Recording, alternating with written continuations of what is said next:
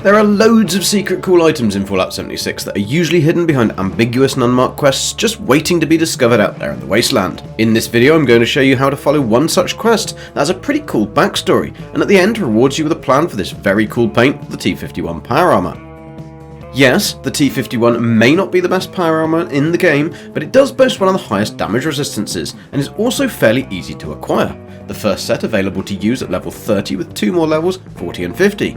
To give some background stats on the T51 Power Armour, here is a table of the different parts showing their resistances and damage negation on different levels. The different parts have their own weights, but this is reduced to 0 when attached to a power armour frame that has a weight of 10 on its own. These are different mods available for the helmet, and remember you can also get 5 different headlamp colours. The torso has 10 different mods that can suit all playstyles, and finally the arms and legs also have mods that can be added to increase their effectiveness. Most of these mods can be purchased from the vendor bot called Phoenix at the Watoga Shopping Plaza, and if you want to pick yourself up a set of T51 Power Armour, there are 61 locations across the map where the T-Series Power Armour can spawn. However, please do bear in mind that this could be the T45, T51 or T60 at these locations. With all these stats in mind, the T51 Power Armour is a great choice for early to mid game, and also, in my opinion, one of the most iconic and best looking, especially with the awesome Nuka Cola Paint. With legendary crafting and the introduction of 4-star legendary effects coming soon, you could realistically make a T51 a great set right up until end game, without the need to grind for stamps to purchase the Union Power Armour or the Bullion to get the T65. So, how do you get this awesome Nuka Cola Paint? Well, firstly, to give some backstory, instead of just telling you to go here and go there without any context, Nuka Cola were doing some pretty dodgy things at the Kanawha Research and Development Plant, adding all sorts of dangerous chemicals to the Nuka Cola flavours in order to make them more addictive, but also to test how the people of Appalachia liked their new and upcoming products. Unfortunately, the mother of one of the research assistants at the plant, Clara, who is a central character in this little quest, had become completely addicted to Nuka Cola products.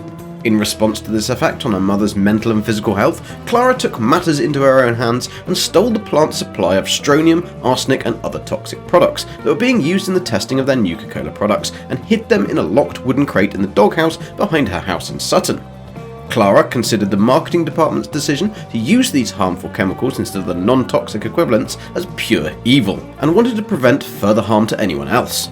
She vowed to take revenge for her mother's condition and track down her former boss, Rich Taylor, attacking his family and killing his son Marcus, before his father managed to kill her. So, an interesting little backstory, but in order to follow the trail we'll first head to the source of the problems, the Kanawha Nuka Cola plant located in the forest, to search for clues. If we head inside and take the stairs on the right, then through the door on the left, we'll head into the R&D section, where Clara worked. We'll need to unlock the level 1 door at the end of the room, and inside we'll find a metal box, underneath a sign that says, "Do not ingest products under testing." Inside this box we'll find a note titled Clara's Note to Alexis. It's in this note that Clara explains her decision to take the toxic products to her home in Sutton. Across the hall in the opposite room, we find another note on the table from a guy named Marcus Taylor, who is the son of Rich Taylor, an executive at the Nuka Cola Corporation. Marcus was a research and development employee, and his note says that he's gone on holiday with his family to Watoga. So, we know that Clara has taken the toxic products to her home in Sutton, and Marcus has gone on holiday to Watoga, with his father Rich Taylor, a Nuka Cola exec who would have been also Clara's boss. Let's first head to Sutton, where we'll find Clara's house on the opposite side of town to the overseer's, and in the back garden there is a doghouse, with a skeleton slumped next to some Nuka Cola bottles, which I would presume is that of her mother. There is a note on the floor from Clara to her mother, in which she promises revenge, blaming the people in marketing at Nuka Cola for her mum's addiction. The wooden crate is locked, and the only key to Clara's box can open it. So, on to our next lead. Unfortunately, I've not been able to find much more information as to where Marcus and his father were going specifically in Watoga, but if we head down to Pylon V13 in the Cranberry Bog and walk just past the shack at the base due north, we should see a green duffel bag and a body face down on the floor with a note on the tree stump. Do be a little careful here, as there will be a few high-level enemies that spawn at the location, and close by the workshop there is a super mutant horde, including a behemoth, so you may not want to mess with this. The body is that of Rich Taylor, the Nuka Cola executive, and the note describes how his family was attacked by a research assistant from the Nuka Cola plant, who we know to be Clara. He describes how Clara killed his son before he killed her in self-defense. In the duffel bag, next to the body you'll find a key to a toolbox. Now, There is not much to go on here, but we can only guess that Clara saw the note left by Marcus about his holiday before she left the Nuka Cola plant, and decided to follow them to Watoga to enact her revenge upon her boss, Rich Taylor, for whom she blamed for her mother's demise. For the purpose of this guide and to locate the toolbox, if we now head over to the Drumlin Diner on the waterfront at Watoga and head down the steps next to the bandstand, to the right we'll find a skeleton and a red toolbox. The body is presumably Clara, and if we use the toolbox key inside we'll find the key to Clara's box. We know the location of Clara's box, so if we now travel back to Sutton and open this, we'll find a Nuka Cola locker key. Now, we can only presume that the locker this key opens would have been located where she worked. So, if we head back to the Nuka Cola plant and back up to where we found the note to Alexis, if we turn to the left and head through another door to the rear of the testing booths, there is a white locker on the ground. Using the locker key, we can unlock this and we'll find yet another key, but this time to TNT Dome 3.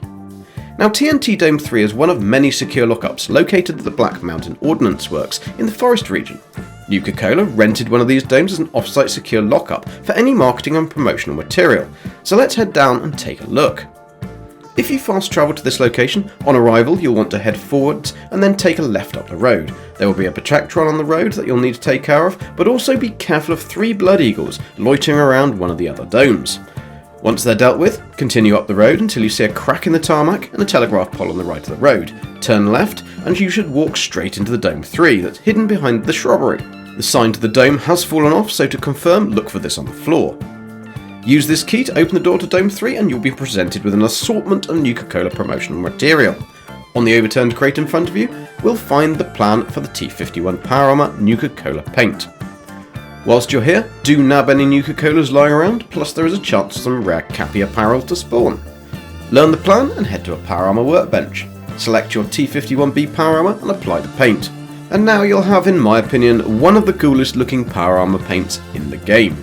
To summarise and give you a quick rundown of the steps, firstly go to Pylon V3 in the Cranberry Bog and walk slightly north until you find the body of Rich Taylor on the ground. In the green duffel bag, grab the toolbox key and then head over to the waterfront at Watoga. Go down the steps near the bandstand and to the right where you'll then see a red toolbox next to the body of Clara. Inside the toolbox you'll find the key to Clara's box, so head to a house in Sutton and collect the key from the wooden crate inside the doghouse in the back garden. The key will open a white locker that's located behind the testing booths at the Kanawha Nuka Cola plant where Clara used to work. In here you'll find the key to TNT Dome 3 at the Black Mountain Ordnance Works. This is the last dome on the left, up the hill, and inside you'll find the plan for the T51 Nuka Cola Power Armour paint. Personally, I love these little stories and hidden quests in the game, so I hope you've enjoyed the video. If so, please give it a like and don't forget to subscribe to my channel for more 76 content. I do also stream Fallout 76 every Tuesday over on Twitch, so please check that out. And I hope to see you out there in the wastelands. I'm Golden Gek, and thanks for watching. See ya.